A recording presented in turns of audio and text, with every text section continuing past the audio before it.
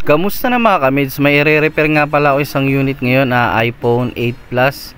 So ang issue nito LCD. So papalitan natin to ng bagong LCD ngayon. So matagal nga pala akong walang upload na mga video kasi medyo na busy tayo. Ngayon i-upload ko na yung mga na-stock ko na video. So sa mga iPhone nga pala, hindi rin basta-basta ang pagpapalit ng LCD. Kasi kailangan i-transfer mo pa yung mga katulad dito sa iPhone 8 Plus, yung home button, tsaka yung camera flex, kasama na rin doon yung sensor, tsaka yung sa earpiece nya. Kaya kailangan maingat tsaka mabusisi ang pagpapalit ng mga LCD ng iPhone. Hindi katulad sa mga Android, pag nagpalit ka diretso salpak na lang, wala nang ililipat-lipat. Kasi dito sa mga iPhone mayroon pa talagang ililipat. Tapos kapag mga iPhone X pataas, XR pataas, kailangan pa na i-transfer yung i-copy yung True Tone. So ganun yan kabusisi. So ngayon ito ngayon yung pinapalitan ko na LCD ng iPhone 8 Plus. Hindi na siya nakikita, wala na siyang display.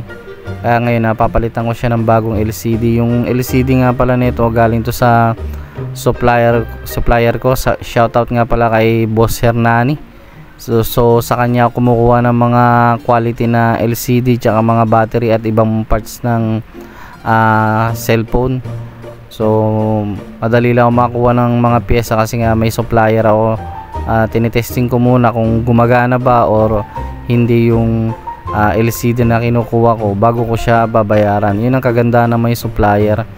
Dati kasi nung wala pa akong supplier, sa Lazada tsaka Shopee ako bumibili. Pero okay din naman doon. Ang pinagkaiba nga lang, yun nga hindi mo siya matitest kung gumagana ba o hindi.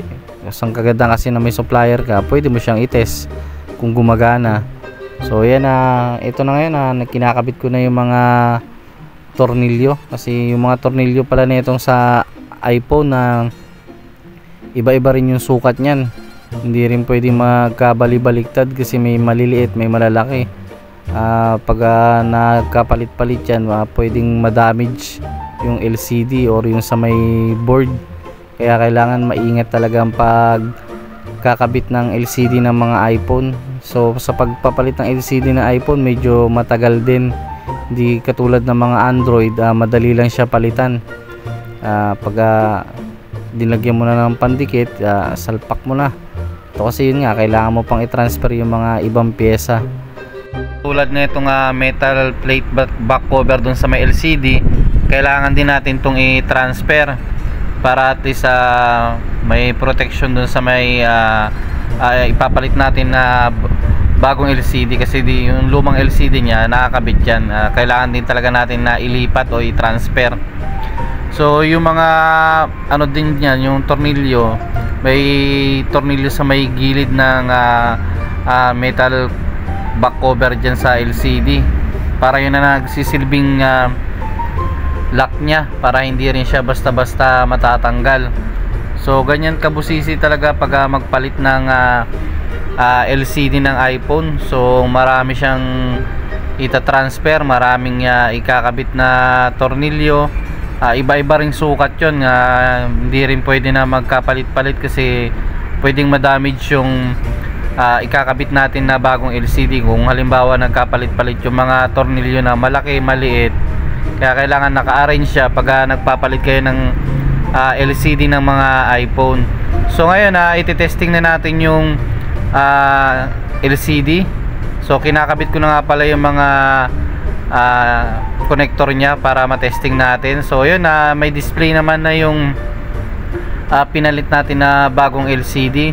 So to the testing muna tayo kung okay ba, kung nagtatouch ba na maayos. So chine-check ko muna siya. So ganyan ang magpapalit kayo ng LCD, mapa iPhone man o mapa Android, kailangan i-test nyo muna bago i-fix. Kasi para kung halimbawa may defect, pwede pa nating isauli dun sa may supplier sa kinuha na natin ng LCD. So pwede naman siyang ibalik pag ganon. So yan, okay naman na yung yung pag-testing natin. So ngayon ilalagay na natin yung mga tornilyo tsaka yung metal cover dun sa connector ng LCD sa ano nya, yung may flex, para at least ma-fix na rin yung unit, para at least ay maibigay na natin to ng maayos sa may-ari. So ganyan talaga pag nagpapalit ng LCD ng mga iPhone, kailangan yung mga tornilyo naka-arrange. Katulad yan, nilagay ko sa may tape na para hindi siya magkahiwalay-hiwalay, para at least pag kinabit ko, kung saan ko tinanggal matatandaan ko. So yun, okay na yung unit, gumagana na, maibibigay na natin sa may-ari. Salamat mga kameds.